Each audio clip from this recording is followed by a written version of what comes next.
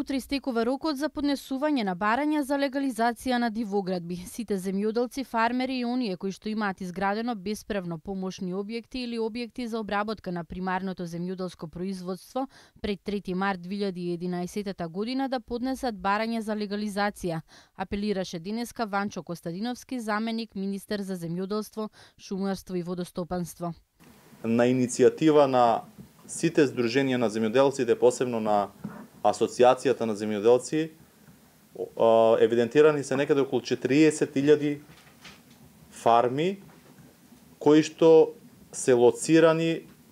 во сите општини во Република Македонија во градежниот опфат. Значи, не се на земјоделско земјиште, туку во градежниот опфат, и до сега не можеа да бидат легализирани согласно Законот за земјоделско земјиште,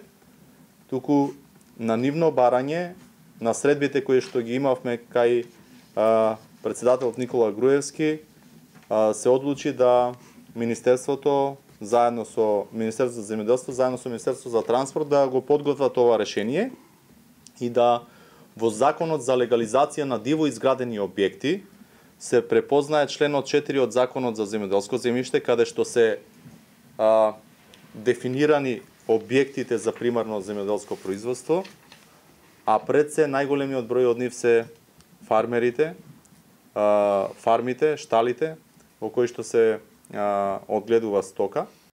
Со добивање на имотен лист, земјоделците и фармерите ќе можат да аплицираат за средства од ИПА фондовите и другите програми за рурален развој и имотот ќе биде во нивна сопственост. Според председателот на Асоциацијата на земјоделци Евтим Шаклев, легализацијата на земјоделските објекти ќе направи пресвртница во сточарството, бидејќи објектите ќе бидат во сопственост на земјоделците и тие ќе можат да го планираат своето производство. Откако ќе го поднесат барањето за легализација, земјоделците ќе имаат рок до крајот на декември 2017 година да поднесат елаборат за легализација.